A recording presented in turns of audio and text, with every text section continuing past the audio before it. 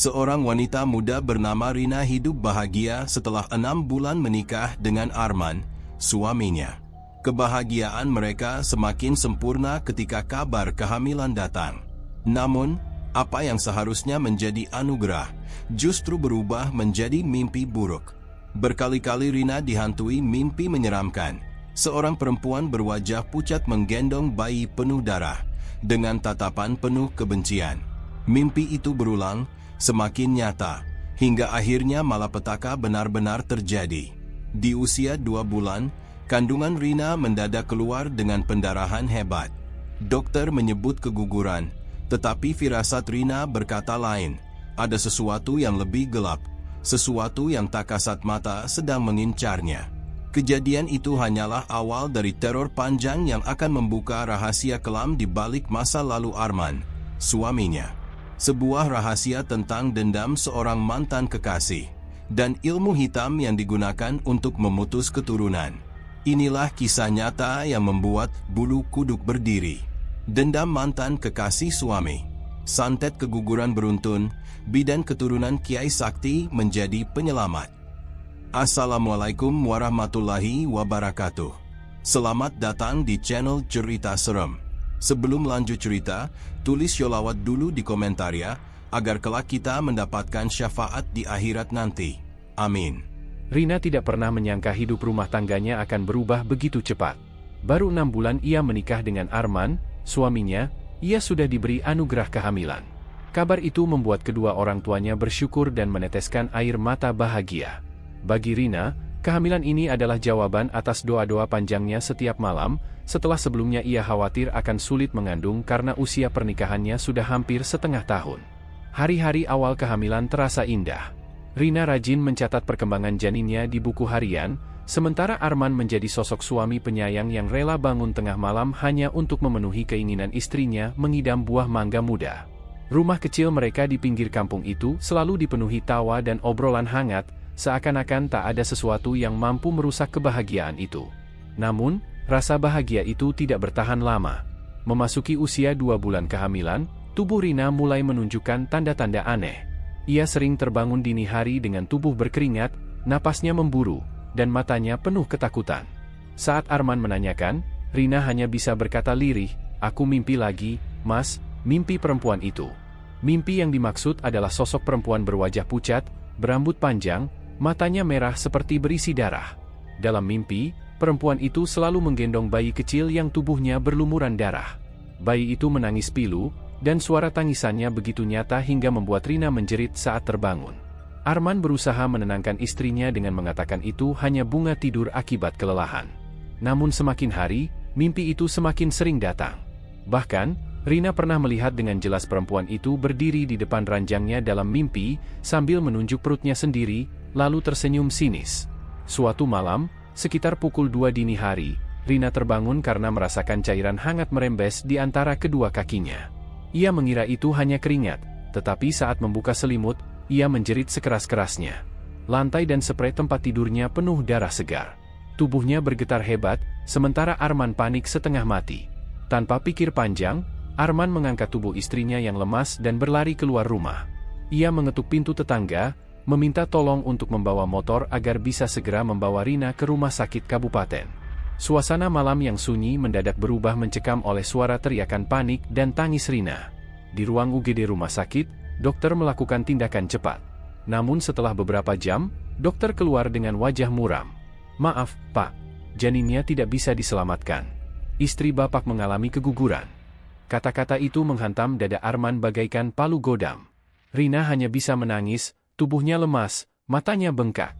Meski dokter menjelaskan bahwa keguguran di usia muda bisa terjadi secara alami karena faktor medis, hati Rina merasa ada sesuatu yang salah.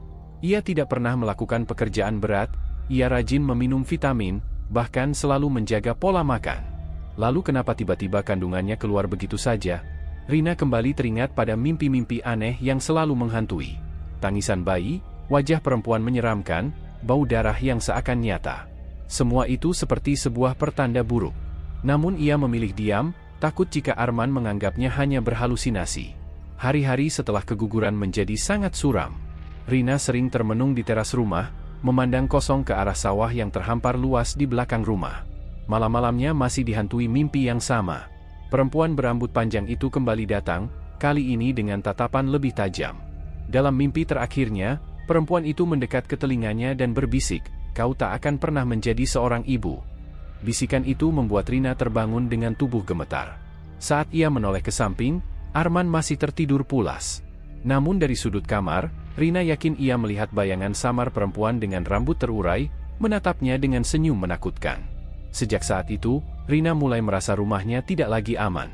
Lampu kamar sering padam sendiri, pintu bergoyang meski tak ada angin, bahkan ia pernah mencium bau amis darah saat memasak di dapur. Semuanya seakan mengingatkan kembali pada kejadian malam ketika janinnya gugur. Arman, meski terlihat tegar, sebenarnya juga terguncang hebat. Ia sangat menginginkan keturunan. Namun ia tidak ingin membuat Rina semakin sedih, sehingga ia berusaha menutupi perasaan itu dengan senyuman palsu. Dalam hatinya, ia bertanya-tanya, apakah benar keguguran ini hanya kebetulan, atau ada sesuatu yang lebih gelap bersembunyi di balik semua kejadian? Malam demi malam, Rina semakin sering terbangun dengan tubuh berkeringat dingin. Ia merasa ada sosok tak terlihat yang mengawasinya. Kadang dari cermin kamar mandi, ia menangkap bayangan samar perempuan lain berdiri di belakangnya. Pernah suatu kali, saat ia duduk di ruang tamu, tiba-tiba kaca jendela retak sendiri tanpa alasan. Suara retakan itu membuat Rina menjerit dan berlari ke kamar. Arman mencoba menenangkan, tetapi dalam hatinya ia mulai merasa ada sesuatu yang benar-benar tidak wajar. Kabar tentang keguguran Rina menyebar cepat di kampung. Tetangga-tetangga datang menjenguk, sebagian besar memberikan kata-kata penghiburan. Namun ada juga yang berbisik-bisik, mengaitkan kejadian itu dengan masa lalu Arman. Rina sempat mendengar sepotong kalimat dari ibu-ibu yang bergunjing, dulu kan mantannya Arman itu orangnya aneh, suka ke dukun. Jangan-jangan, kalimat itu membuat dada Rina berdebar kencang. Mantan? Dukun? Ia tidak berani bertanya lebih jauh kepada Arman. Namun di dalam hatinya, benih kecurigaan mulai tumbuh. Apakah mimpi-mimpi dan keguguran itu ada kaitannya dengan masa lalu suaminya? Hari berganti, namun rasa mencekam tidak pernah hilang. Rina tahu, apa yang menimpanya bukan sekadar keguguran biasa. Ada sesuatu yang lebih besar, lebih gelap, dan penuh dendam yang mulai mengusik kehidupannya. Dan tanpa ia sadari, kejadian ini hanyalah awal dari rangkaian teror panjang yang akan menghancurkan ketenangannya. Waktu berjalan pelan bagi Rina setelah kehilangan janin pertamanya. Ia sering termenung di teras rumah kecilnya, menatap sawah luas yang berada tepat di belakang kampung. Suara jangkrik di malam hari, yang dulu membuat hatinya tenang, kini justru menghadirkan rasa sepi dan hampa. Setiap kali melihat ibu-ibu tetangga menggendong bayi, dadanya terasa sesak. Rina berusaha tegar, namun rasa kehilangan itu seperti luka yang tak kunjung sembuh. Arman, suaminya, selalu mencoba menghibur dengan senyum dan kata-kata penguat. Tetapi ia sendiri tak bisa menutupi kegelisahannya. Beberapa bulan kemudian, sebuah kabar datang lagi, Rina kembali hamil. Kali ini kebahagiaan itu bercampur dengan rasa takut. Ketika alat tes menunjukkan 2 garis merah, Rina bergetar menahan tangis. Ia ingin sekali percaya bahwa semuanya akan baik-baik saja, namun bayangan malam penuh darah masih menghantui pikirannya. Arman tampak berusaha meyakinkan. Kita harus optimis, Di. Kita jaga sebaik mungkin. Jangan takut lagi. Ia membeli makanan bergizi, vitamin tambahan, bahkan sering menemani Rina periksa ke bidan desa. Semua dilakukan agar kehamilan kali ini lebih kuat dari sebelumnya. Hari-hari awal berjalan lancar. Rina mencoba menepis rasa takut dengan membaca doa sebelum tidur. Ia juga rajin mengikuti saran dokter untuk beristirahat cukup. Namun meski tubuhnya terasa sehat, mimpi-mimpi menyeramkan itu kembali datang. Sosok perempuan berambut panjang dengan wajah pucat itu kembali muncul. Sama seperti sebelumnya, ia menggendong bayi kecil penuh darah. Tangisan bayi itu begitu nyata, sampai Rina sering terbangun dengan keringat dingin membasahi tubuh. Namun kali ini, mimpi itu berbeda. Perempuan tersebut tidak hanya menatapnya, tapi berjalan mendekat. Dari mulutnya keluar suara parau yang membuat telinga Rina berdengung. Tak akan ada bayi hidup darimu. Kau akan kehilangan lagi, seperti kemarin. Rina terbangun dengan teriakan keras. Arman yang tidur di sampingnya kaget dan langsung memeluk istrinya. Namun Rina hanya bisa menangis sambil berkata lirih, "Mas, aku takut. Aku takut kejadiannya terulang." Arman mencoba menenangkan, tapi dalam hatinya, ia mulai menyimpan ketakutan yang sama. Memasuki usia kehamilan 3 bulan, teror semakin menjadi. Suatu malam, ketika Rina terbangun karena mendengar suara tangisan bayi di dalam rumah, ia berjalan pelan menuju ruang tamu. Lampu remang-remang membuat bayangan perabot terlihat panjang dan menyeramkan. Suara tangisan itu semakin jelas, seperti berasal dari arah kamar kosong di samping dapur. Dengan langkah gemetar, Rina membuka pintu kamar itu. Hanya ada kasur tua yang dibiarkan kosong, namun di atas kasur terlihat genangan darah segar. Dan di tengah genangan itu, sesosok bayi kecil tergeletak, menangis tanpa mata. Rina menjerit sekeras-kerasnya hingga Arman berlari menghampiri. Namun ketika pintu dibuka lebar, pemandangan itu hilang.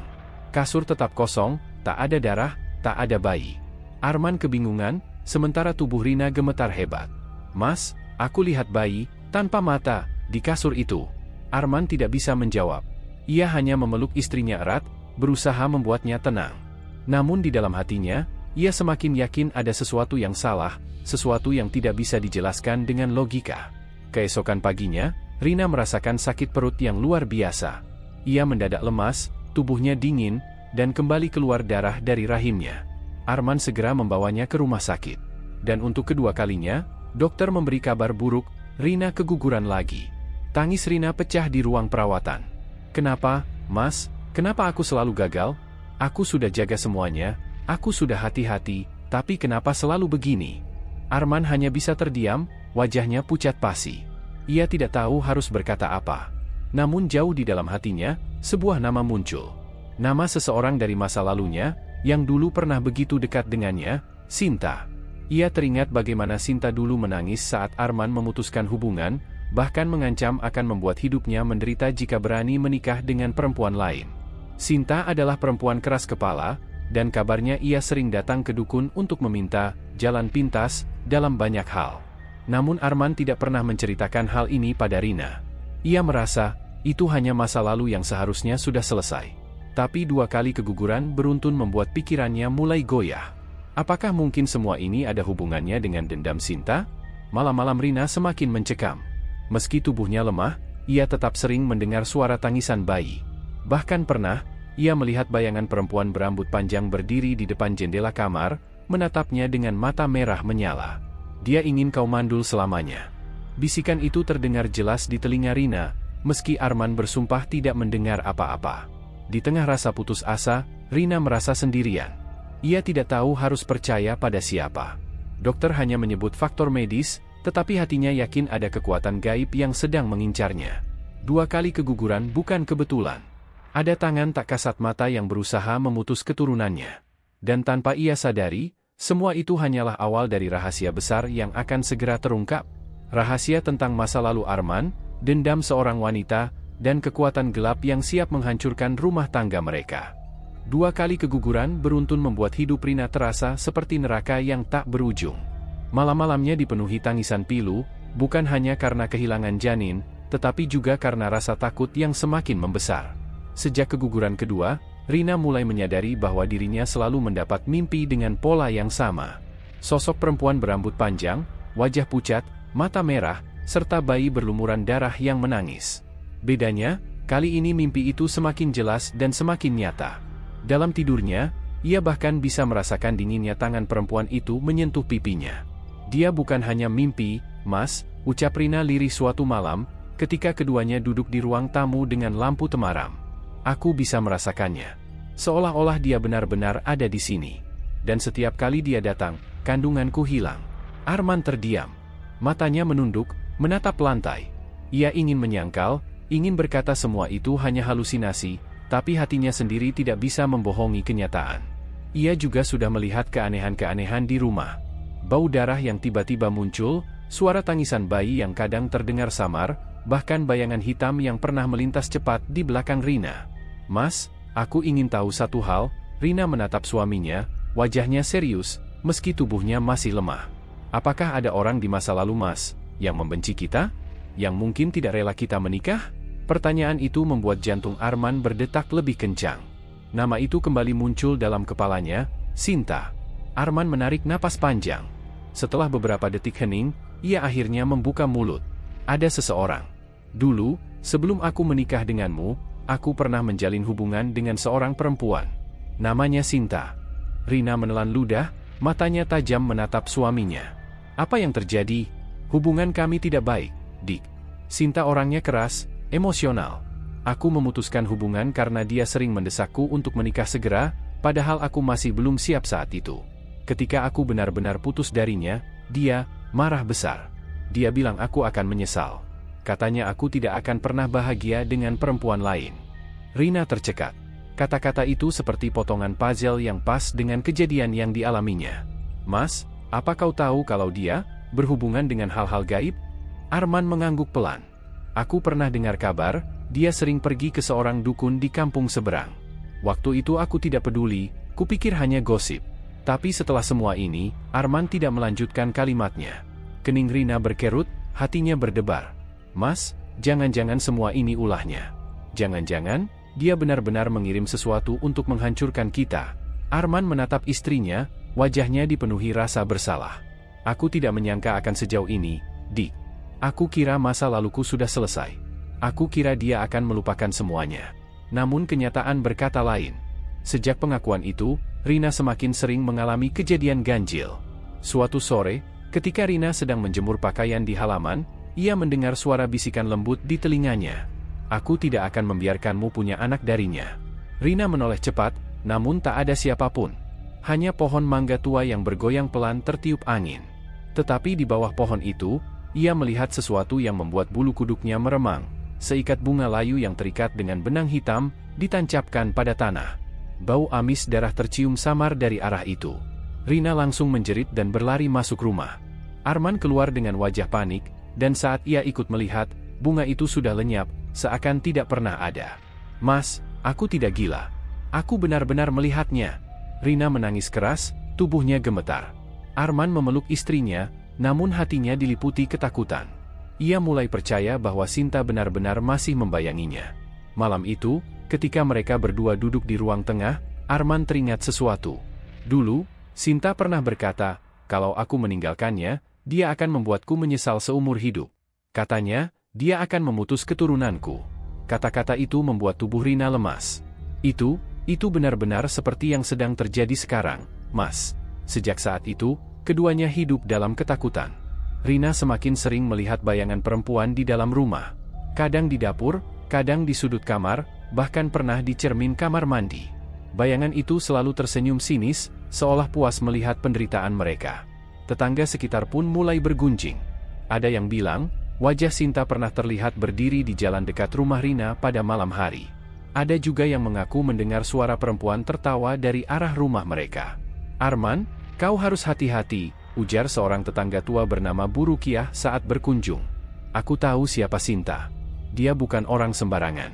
Kalau benar dia masih menyimpan dendam, kalian berdua bisa celaka. Arman hanya bisa menunduk, sementara Rina menggenggam tangannya erat. Hari demi hari, keadaan semakin menegangkan. Setiap malam, suara tangisan bayi terdengar semakin jelas. Kadang terdengar dari dapur, kadang dari halaman belakang. Bau anyir darah pun sering muncul tiba-tiba, membuat perut Rina mual dan kepalanya pusing. Dalam tidur, Rina kembali bermimpi. Kali ini, perempuan itu tidak hanya membawa bayi berdarah, tapi juga menancapkan jarum ke perut bayi itu sambil menatapnya dengan senyum penuh dendam. Ini akan terus terjadi, sampai kau hancur. Rina terbangun dengan teriakan keras, tubuhnya basah oleh keringat dingin. Arman berusaha menenangkannya, tapi ia sendiri merasa semakin tak berdaya. Keduanya mulai sadar, mereka tidak bisa hanya berdiam diri. Masa lalu Arman ternyata tidak pernah benar-benar pergi. Dendam Sinta hidup, merasuk dalam kehidupan mereka, dan kini mengancam garis keturunan mereka. Namun Rina tidak ingin menyerah begitu saja. Mas, kita harus mencari pertolongan. Kita tidak bisa melawan ini sendirian. Jika benar ini ulah Sinta, kita harus menemukan cara untuk menghentikannya. Arman mengangguk, meski wajahnya penuh keraguan. Tapi, kepada siapa kita harus meminta bantuan?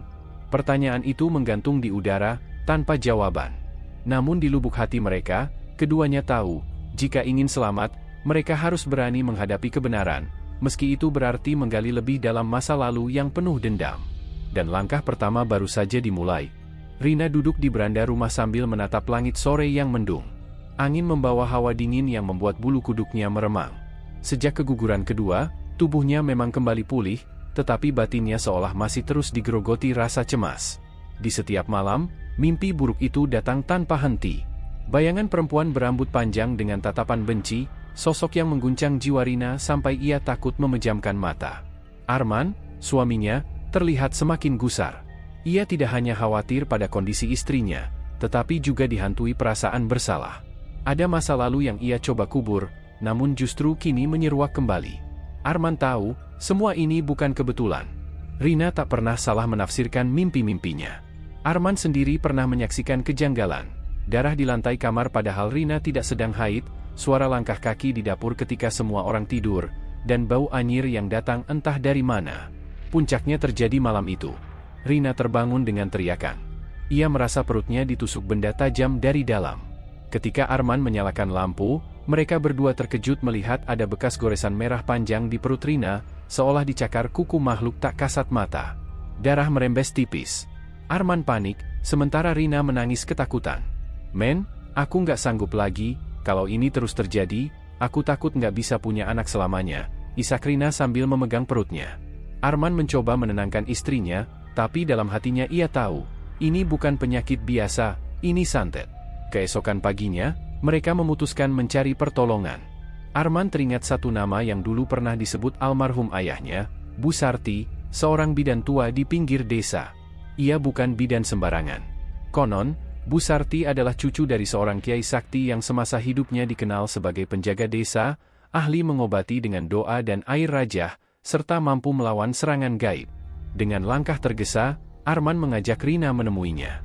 Perjalanan mereka melewati jalan setapak penuh pepohonan rindang. Rumah Bu Sarti berdiri sederhana, berdinding kayu, dengan pekarangan luas ditumbuhi pohon Kamboja yang baunya menyengat. Dari luar saja, hawa mistis sudah terasa. Begitu sampai, mereka disambut oleh perempuan tua berkerudung putih, kulit keriput, matanya teduh namun tajam. Meski tubuhnya renta, wibawa Bu Sarti begitu kuat. Rina langsung merasakan semacam hawa hangat, berbeda dari ketakutan yang selama ini menghantuinya. "Aku sudah menunggu kalian," ucap Bu Sarti tiba-tiba, sebelum Arman sempat membuka mulut. Rina tertegun, Arman saling pandang dengan istrinya. "Bu, maksudnya?" tanya Arman dengan suara bergetar. Bu Sarti tersenyum tipis. "Apa yang menimpa istrimu bukan penyakit duniawi. Ada dendam yang dikirim lewat jalan hitam. Aku melihat bayangan perempuan, wajahnya dipenuhi benci. Dia ingin memutus keturunan kalian." Rina langsung pucat. Ia merasa kata-kata Bu Sarti seperti menegaskan semua mimpi buruknya. Arman terdiam, dadanya sesak. Nama mantan kekasihnya, Siska, terlintas di benaknya. Seorang perempuan yang dulu sangat mencintainya, tapi hubungan mereka kandas dengan pahit. Arman memilih menikahi Rina, sementara Siska diketahui mendalami hal-hal yang berhubungan dengan ilmu hitam. Bu Sarti lalu meminta Rina duduk di atas tikar pandan. Ia menyalakan dupa, lalu mengambil kendi berisi air. Dengan suara pelan namun bergetar penuh kekuatan, Bu Sarti membaca ayat-ayat suci yang membuat udara di ruangan terasa berat. Rina memejamkan mata, mendengarkan dengan tubuh gemetar. Tiba-tiba, di tengah ruangan, terdengar suara decitan seperti kuku menggores kayu.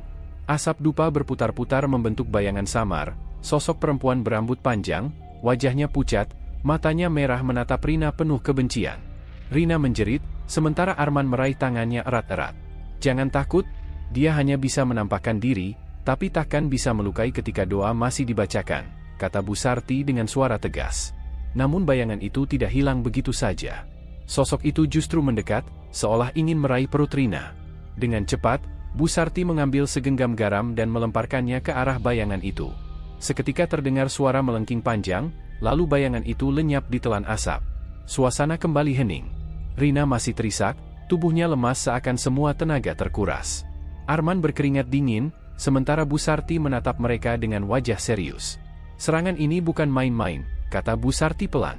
"Perempuan itu tidak hanya ingin membuat istrimu keguguran, tapi juga mengunci rahimnya selamanya. Kalau tidak segera dihentikan, nyawa istrimu pun bisa menjadi tumbalnya." Arman terdiam, wajahnya pucat pasi. Rina memandang suaminya dengan tatapan bingung, seolah menuntut jawaban. Dalam hati, Arman tahu ia tak bisa lagi menyembunyikan kebenaran tentang siapa perempuan itu. Bu Sarti lalu memberikan segelas air dari kendi kepada Rina. "Minumlah, ini air doa. Mulai malam nanti, aku akan melakukan pengobatan selama 7 hari. Kalian harus kuat. Dan kau, Nak Arman, harus jujur pada istrimu. Dendam ini berasal dari masa lalumu. Rina memandang suaminya, matanya penuh pertanyaan dan rasa takut. Arman hanya bisa menunduk, terhimpit antara kenyataan dan rahasia yang akan segera terbongkar. Di luar rumah, angin bertiup kencang. Pohon Kamboja berderit, seolah ikut menyaksikan awal pertarungan panjang antara cinta, dendam, dan kekuatan gaib yang tak terlihat. Malam itu, Rina dan Arman tahu bahwa hidup mereka tak akan pernah sama lagi. Malam itu, suasana kampung begitu meriah. Orang-orang menyiapkan takbiran keliling. Beduk ditabuh, anak-anak menyalakan petasan, dan masjid-masjid bersahut-sahutan dengan gema takbir. Namun di rumah Rina, suasana jauh berbeda. Senyum tak lagi ia kenakan. Setelah 2 kali keguguran tanpa sebab jelas, ia merasa tubuhnya bukan lagi miliknya. Perutnya kosong, batinnya hancur. Arman berusaha menenangkan, bahkan mengajak Rina ikut melihat takbiran. Tetapi entah mengapa, tubuh Rina terasa berat, malas bergerak, seakan ada beban tak kasat mata yang menekan dadanya. Bidan Siti, yang kebetulan singgah ke rumah mereka untuk mengecek kondisi Rina, hanya bisa menghela napas panjang. "Rina, jangan paksakan ikut. Aku khawatir malam ini akan ada sesuatu," ucap Bidan Siti pelan, suaranya serius. Arman kaget. "Maksud Embok Siti apa?" Bidan itu menatap ke arah jendela, matanya seolah bisa menembus gelap malam. "Aku mencium bau yang tidak enak. Ada kiriman lagi malam ini. Dan kalian berdua harus siap." Rina merinding seketika. Bau anyir darah seperti tiba-tiba muncul di dalam rumah, padahal tak ada apa-apa di sana. Aroma itu menusuk, bercampur dengan bau bunga melati yang pekat, membuat perutnya mual. Ia menutup hidung, namun tetap terasa. Malam semakin larut. Orang-orang masih bertakbir di jalan. Rina mencoba memejamkan mata, tapi suara-suara aneh muncul di telinganya. Suara tangisan bayi, lirih, pelan, semakin lama semakin jelas. Ia membuka mata lebar-lebar, namun tak ada siapa-siapa. Arman sudah tertidur di sampingnya, kelelahan. Rina hendak membangunkan suaminya, tapi tubuhnya tiba-tiba kaku. Lidahnya keluh, dadanya ditekan sesuatu. Dari ujung kasur, sosok perempuan berambut panjang, mengenakan kebaya hitam, merayap perlahan mendekat. Matanya merah, mulutnya tersenyum miring. Di pangkuannya, ia menggendong bayi berlumuran darah. "Ini anakmu, lihat, aku sudah lebih dulu mengambilnya," bisik suara parau dari sosok itu. Rina ingin menjerit, tapi hanya suara erangan yang keluar. Keringat dingin membasahi tubuhnya. Sosok itu semakin dekat, wajahnya hanya sejengkal dari wajah Rina. Darah menetes dari bayi yang digendongnya, jatuh ke spray kasur, lalu hilang begitu saja. Tiba-tiba pintu kamar terbuka keras. Bidan Siti berdiri di ambang pintu, wajahnya tegas, tangannya menggenggam sebuah tasbih kayu tua peninggalan kakeknya, seorang kiai sakti di masa lalu. "Cukup!" teriak Bidan Siti. Sosok perempuan itu menoleh. Matanya menyipit, menatap penuh kebencian. Bidan Siti langsung melantunkan ayat-ayat suci dengan suara lantang. Ruangan bergetar, lampu kamar redup seperti hampir padam. Sosok perempuan itu menjerit, lalu perlahan tubuhnya mengepul menjadi asap hitam dan lenyap. Rina kembali bisa bernapas. Ia menangis tersedu-sedu, memeluk tubuh Arman yang terbangun karena suara keras tadi. Arman kebingungan, namun Bidan Siti sudah menjelaskan. Malam ini kiriman santet semakin kuat. Perempuan itu bukan sekadar hantu. Ia adalah utusan dendam yang dikirim oleh seseorang. Aku semakin yakin ini ulah manusia, bukan sekadar gangguan makhluk halus biasa. Arman menunduk. Wajahnya pucat pasi. Ia tahu siapa yang dimaksud. Namun hatinya bimbang, sulit mengakui pada Rina. Malam itu, setelah semua tenang, Bidan Siti duduk di ruang tamu. Ia meracik ramuan dari daun kelor, garam, dan air doa. Rina diminta mandi dengan ramuan itu menjelang subuh. Tujuannya untuk membersihkan sisa-sisa energi hitam yang menempel di tubuhnya. Rina menurut. Air dingin itu terasa seperti menusuk tulang, tapi perlahan tubuhnya lebih ringan. Anehnya, setelah mandi, ia bisa mendengar bisikan lirih di telinganya. "Aku tidak akan berhenti, kau akan kehilangan lagi." Rina menggigil. Ia menatap Bidan Siti dengan wajah takut. Bidan itu hanya berkata, "Santet ini tidak sederhana. Kita harus hadapi langsung sumbernya." Arman yang sejak tadi diam akhirnya bersuara, suaranya gemetar. "Kalau benar yang Embok bilang, mungkin aku tahu siapa yang melakukannya." Rina menatap suaminya dengan mata penuh tanda tanya. Arman menunduk, suaranya hampir tak terdengar, "Mantan kekasihku, dia pernah bersumpah tak akan membiarkanku bahagia dengan orang lain. Perkataan itu membuat Rina tercekat. Tubuhnya lemas.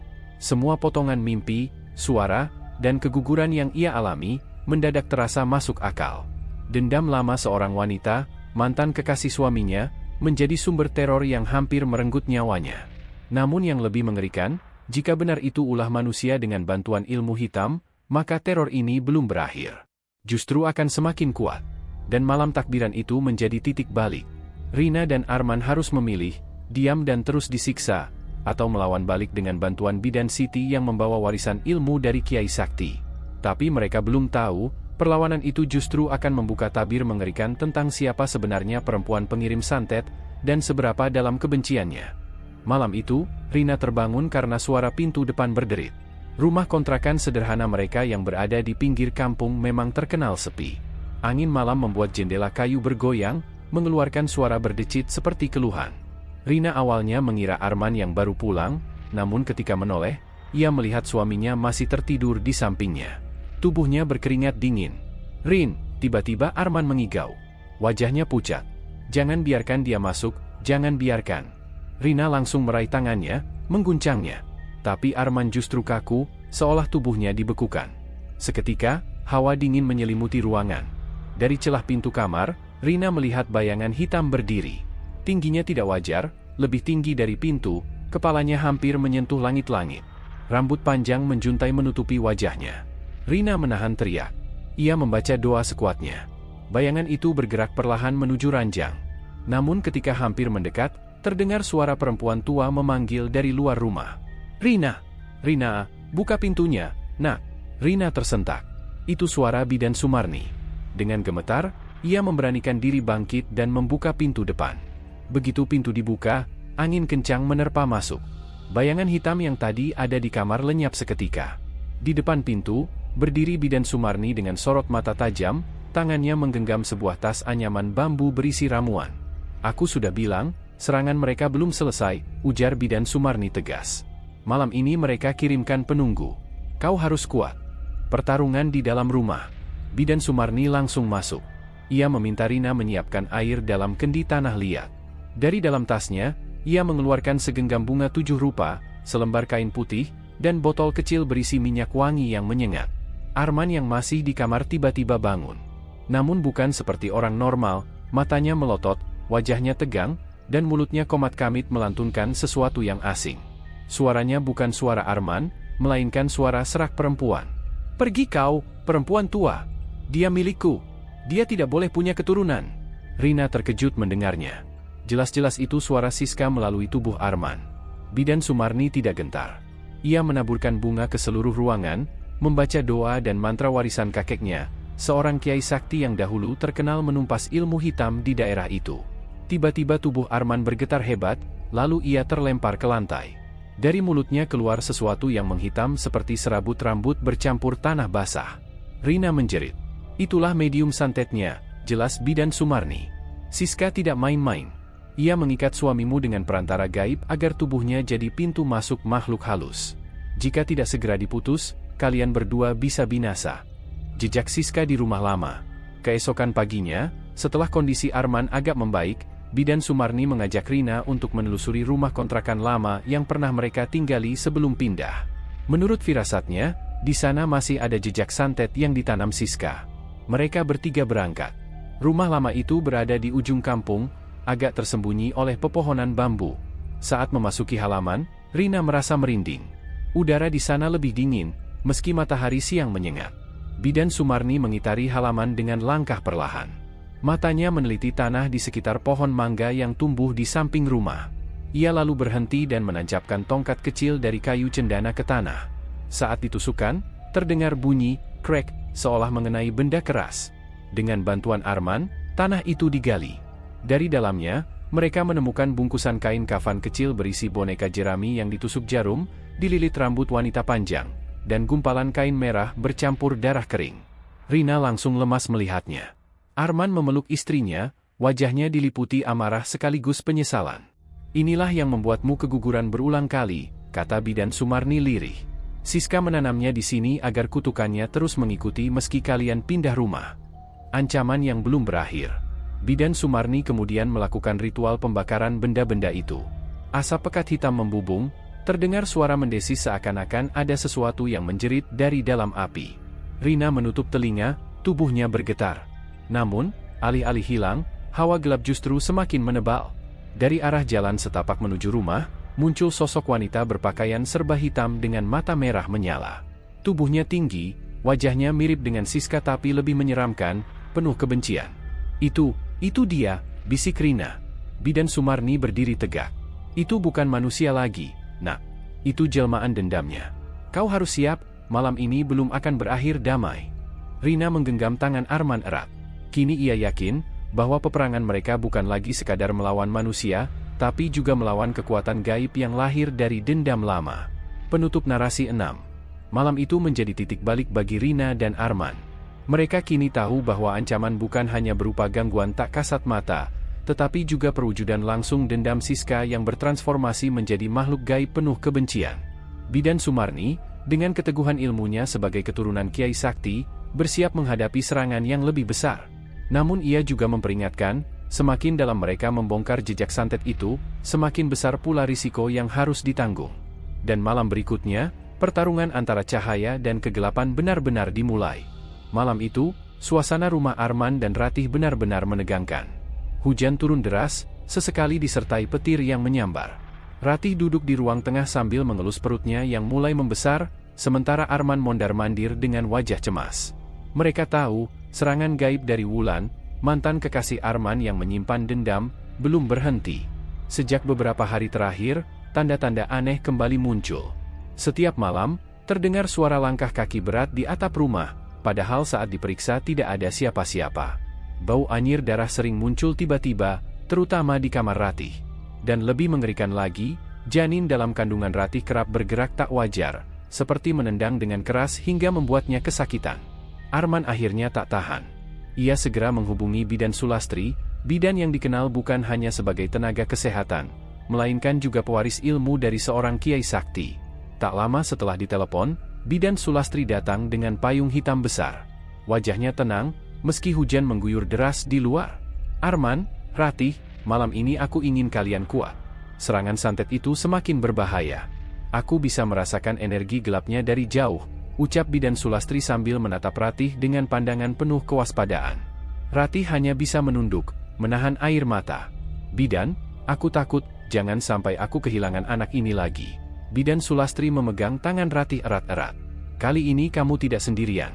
Aku sudah siapkan sesuatu. Ada pusaka warisan dari kakekku, seorang Kiai Sakti.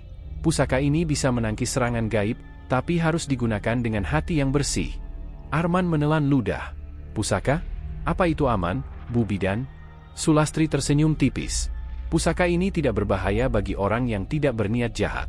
Justru akan melindungi kalian. Tapi kita harus melalui ritual khusus agar energinya bisa menyatu dengan rumah ini. Pusaka rahasia Sang Kiai. Bidan Sulastri kemudian membuka tas hitam yang ia bawa. Dari dalamnya, ia mengeluarkan sebuah kotak kayu tua yang berbau harum kemenyan. Kotak itu dihias dengan ukiran ayat-ayat pendek yang mulai pudar dimakan waktu. Dengan hati-hati, ia membuka kotak tersebut. Di dalamnya, ada sebuah benda kecil berkilau, sebuah keris pusaka dengan gagang yang terbuat dari kayu cendana, dan bilahnya mengeluarkan cahaya samar keperakan. Ratih spontan merinding. Itu, keris? Ya, jawab Sulastri pelan.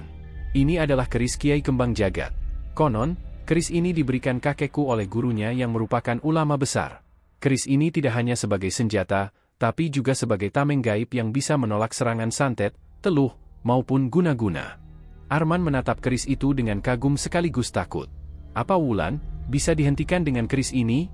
Sulastri mengangguk tegas. Jika dipakai dengan benar, iya. Tapi aku perlu kalian berdua ikut dalam ritualnya. Kalian harus membaca doa bersama, dan menguatkan ikatan keluarga kalian. Karena serangan santet itu akan selalu mencari celah dari kelemahan hati kalian. Ritual di tengah malam. Sekitar pukul 12 malam, Bidan Sulastri mengatur ruangan. Lampu dimatikan, hanya tersisa cahaya lampu minyak kecil di sudut ruangan. Aroma kemenyan mulai memenuhi rumah, bercampur dengan bau tanah basah dari luar.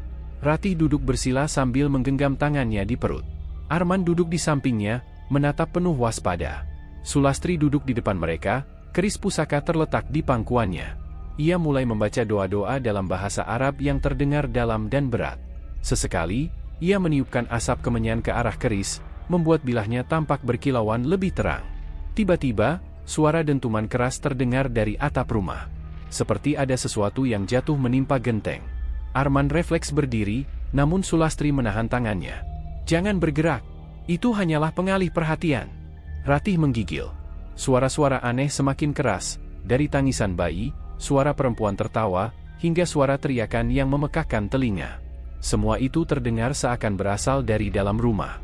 Sulastri tetap fokus, suaranya makin lantang membaca doa. Ia kemudian mengangkat keris pusaka, lalu menggoreskan ujungnya sedikit ke udara. Anehnya, dari goresan itu muncul cahaya tipis yang membentuk semacam dinding tak terlihat mengelilingi ruangan. "Perisai ini akan menahan serangan," ujar Sulastri singkat. "Bayangan Wulan." Namun, tak lama setelah dinding cahaya itu terbentuk, bayangan hitam tiba-tiba muncul di sudut ruangan. Bayangan itu menampakkan sosok perempuan berambut panjang, matanya merah menyala, dengan wajah penuh kebencian. Ratih menjerit, "Itu Wulan!" Arman pun pucat pasi. Sosok itu memang sangat mirip dengan Wulan, mantan kekasihnya yang dulu pernah ia tinggalkan.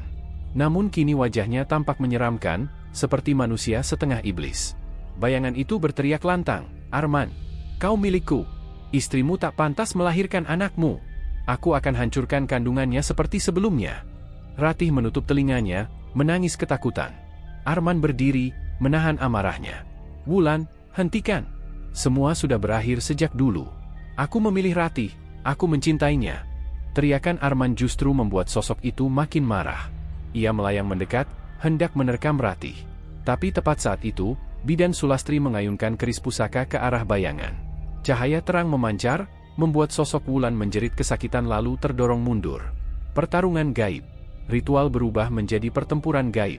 Bayangan Wulan berulang kali mencoba menembus perisai cahaya, sementara Sulastri terus melantunkan doa sambil menggerakkan keris. Ratih terus berdoa dalam hati, memohon perlindungan bagi dirinya dan bayi dalam kandungan.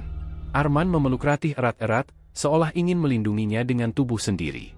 "Arman, Ratih, jangan takut. Kekuatan doa kalian adalah kunci," teriak Sulastri. Akhirnya, Sulastri menusukkan keris pusaka ke tanah tepat di tengah ruangan. Seketika, cahaya terang menyebar ke seluruh rumah. Bayangan Wulan menjerit lebih keras lagi, tubuhnya bergetar, lalu lenyap dalam asap hitam yang perlahan memudar. Sunyi. Hanya suara hujan yang masih turun deras di luar.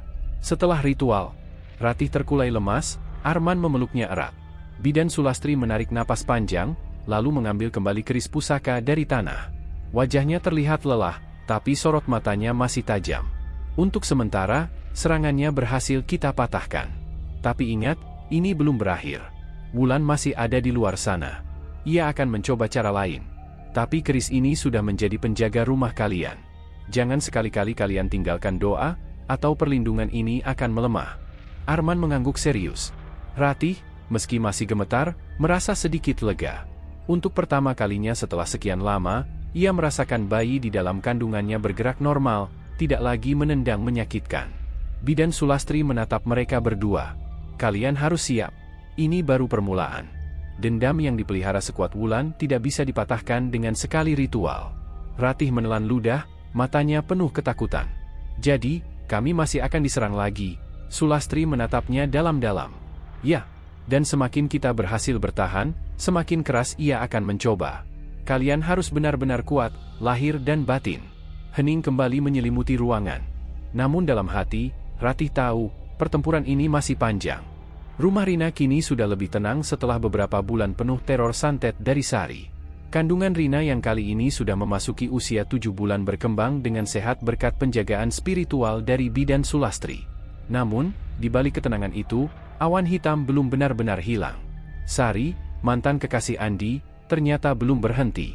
Ia menyimpan dendam lebih dalam karena beberapa kali usahanya selalu gagal. Sore itu, suasana rumah di desa Cikaret sedikit berbeda. Angin berhembus kencang, membawa bau anyir yang menusuk hidung. Rina yang sedang duduk di ruang tamu merasakan ada hawa aneh. Perutnya tiba-tiba terasa berat, seperti ditekan oleh sesuatu yang tidak terlihat. "Andi, aku sesak," ucap Rina dengan wajah pucat. Andi yang baru pulang dari bengkel langsung panik. Ia segera menghubungi Bidan Sulastri. Tak lama, bidan itu datang dengan langkah cepat, membawa tas kecil berisi ramuan dan beberapa benda pusaka warisan kakeknya yang dulu seorang kiai sakti. Ini malam Jumat, kalian harus lebih waspada. Malam seperti ini biasanya digunakan para dukun santet untuk mengirimkan serangan puncak, ujar Bidan Sulastri dengan nada serius. Benar saja. Ketika maghrib menjelang, suasana di rumah berubah semakin mencekam. Lampu-lampu meredup seperti diselimuti kabut tipis. Dari luar, terdengar suara lolongan anjing bersahutan, seolah menangisi sesuatu. Di pekarangan rumah, pohon mangga bergoyang keras meski angin tidak begitu kencang. Bidan Sulastri segera menyalakan dupa, membaca doa-doa warisan leluhurnya. Ia menancapkan keris kecil di depan pintu, lalu menaburkan garam dan bunga 7 rupa di sudut-sudut rumah. Santet yang dikirim kali ini jauh lebih kuat. Sari tidak sendirian. Ia sudah meminta bantuan dukun tua dari luar daerah, kata bidan itu sambil menutup matanya, merasakan energi gelap yang menyusup. Tengah malam, gangguan mulai terasa semakin nyata. Rina yang sedang berbaring tiba-tiba menjerit keras. Tangannya mencakar-cakar kasur, matanya melotot ke arah langit-langit. Andi berusaha menahan tubuh istrinya yang menggeliat hebat, sementara Bidan Sulastri cepat-cepat mendekat.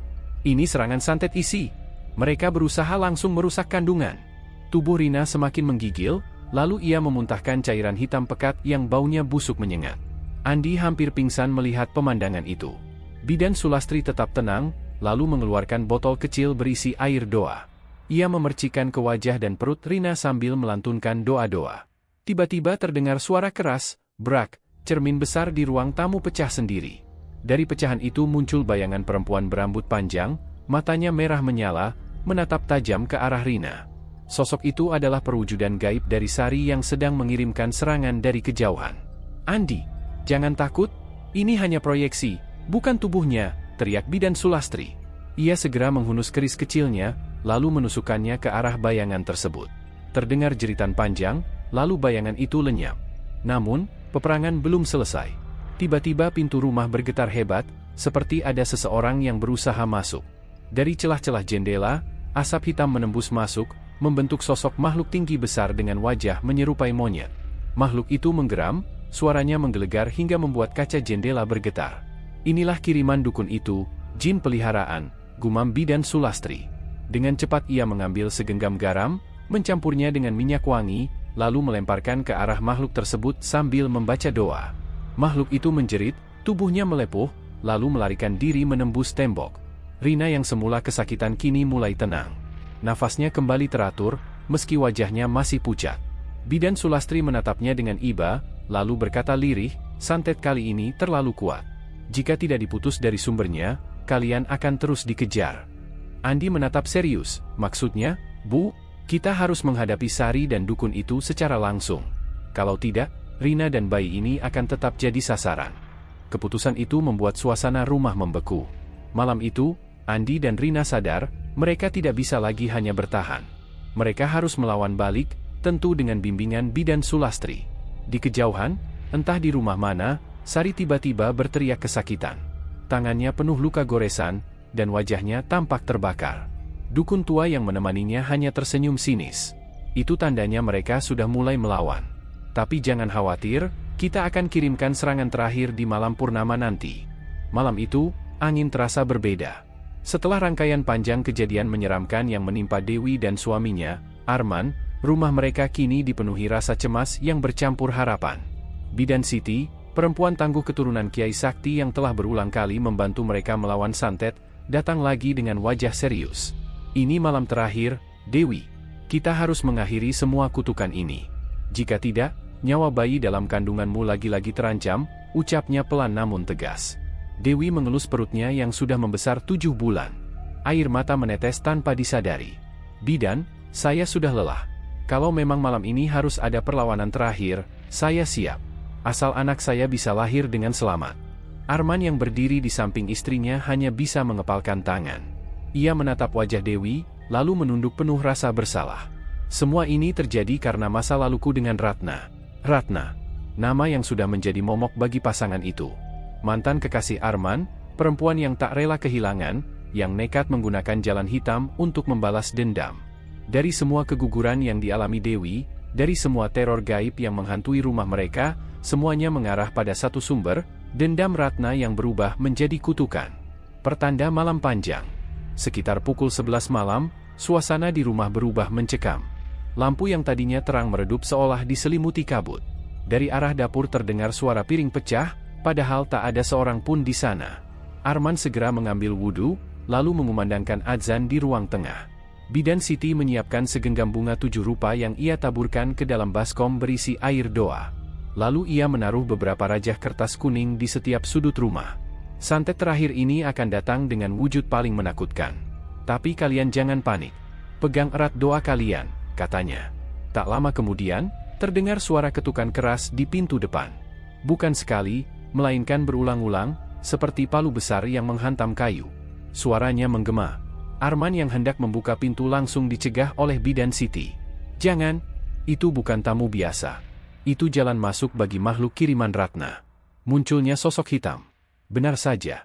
Dari celah jendela, terlihat sosok perempuan berambut panjang dengan wajah penuh darah menempelkan diri di kaca. Matanya melotot, mulutnya robek sampai ke telinga. Ia menjerit panjang, membuat kaca bergetar. Dewi menutup wajah dengan kedua tangan, tubuhnya gemetar hebat. Ratna, itu Ratna. Arman tak kuasa menahan rasa takut sekaligus menyesal. Bidan Siti segera membaca ayat kursi dengan suara lantang. Tubuh sosok menyeramkan itu langsung menghilang dari jendela, tapi tidak lama kemudian suara langkah kaki terdengar dari plafon rumah. Seperti ada yang berlari kencang di atas mereka. Atap berderak keras, debu berjatuhan. Tiba-tiba lampu mati total. Rumah gelap gulita. Hanya suara bidan yang terus melantunkan doa. Dewi merasakan perutnya mules tak karuan, seolah hendak melahirkan malam itu juga. Ia menjerit kesakitan.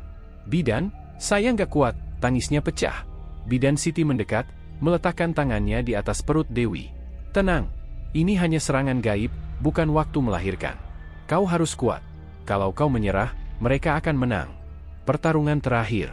Suasana semakin mencekam. Sosok-sosok hitam bermunculan dari dinding, dari lantai, bahkan dari langit-langit rumah. Mereka berwujud manusia tanpa wajah, dengan tubuh kurus kering. Jumlahnya semakin banyak, mengepung keluarga kecil itu. Arman mengangkat tangan, membaca doa sekuat hati, meski suaranya bergetar. Ya Allah, lindungi kami. Bidan Siti mengambil sebilah keris kecil peninggalan kakeknya, seorang kiai sakti. Keris itu dibungkus kain putih, hanya digunakan pada saat darurat. Arman, kau jaga istrimu. Biar aku yang melawan mereka. Dengan lantang ia membaca doa pembuka, lalu menghunus keris itu. Cahaya putih memancar, membuat makhluk-makhluk hitam itu mundur sejenak. Tapi dari arah pintu, sosok Ratna muncul dengan wujud aslinya, tubuhnya membusuk, wajah penuh belatung, namun matanya menyala merah. Aku tidak akan berhenti sampai bayi itu mati. Arman harus merasakan sakit ditinggalkan seperti aku dulu, teriaknya dengan suara serak penuh kebencian. Dewi hampir pingsan mendengarnya. Arman menahan tangis, suaranya pecah. Ratna, cukup. Aku memang salah meninggalkanmu, tapi jangan libatkan istri dan anakku. Ratna hanya tertawa, suara tawanya seperti besi beradu. Ia melompat ke arah Dewi, tapi secepat itu pula Bidan Siti menancapkan keris pusaka ke tanah tepat di depan Dewi. Sinar terang memancar, mendorong Ratna mundur sambil menjerit kesakitan. Pertarungan berlangsung lama. Setiap kali Ratna mencoba mendekat, Bidan Siti membaca doa dengan suara semakin keras, suaranya menggema memenuhi ruangan. Arman ikut bersuara, sementara Dewi berusaha tetap sadar. Hingga akhirnya, Bidan Siti berdiri tegak di tengah ruangan, mengangkat keris ke atas sambil berdoa. Ya Allah, demi warisan doa para kiai, demi keberkahan para leluhur yang ikhlas berjuang di jalan MU, patahkan segala niat jahat ini. Kembalikan segala keburukan pada pengirimnya, dan lindungi hamba-hamba MU yang lemah. Sekejap kemudian, terdengar suara ledakan keras dari arah pintu. Sosok Ratna menjerit panjang, tubuhnya terbakar api tak kasat mata, lalu lenyap perlahan meninggalkan bau anyir menyengat. Semua sosok hitam lainnya ikut menghilang, rumah kembali tenang. Lampu menyala lagi. Udara dingin hilang, digantikan hawa hangat. Dewi terkulai lemas, tapi ia merasakan perutnya kembali tenang. Bidan Siti tersenyum tipis. Kutukan sudah berakhir. Insya Allah, bayimu akan lahir dengan selamat. Beberapa minggu kemudian, Dewi melahirkan seorang bayi laki-laki dengan sehat. Tangis pertama sang bayi membuat seluruh keluarga menangis haru. Arman memeluk istrinya erat-erat, rasa syukur mengalahkan segala ketakutan yang dulu mereka alami. Bidan Siti hadir, tersenyum melihat kebahagiaan itu. Ia berpesan, "Ingatlah, doa adalah benteng paling kuat. Jangan pernah lalai, karena dendam manusia bisa berbuah ngeri bila kita jauh dari Allah." Arman hanya bisa menunduk, merasa bersalah atas masa lalunya. Namun kini ia bertekad menebus segalanya dengan menjaga istri dan anaknya. Malam itu, untuk pertama kalinya setelah sekian lama, rumah mereka benar-benar terasa damai.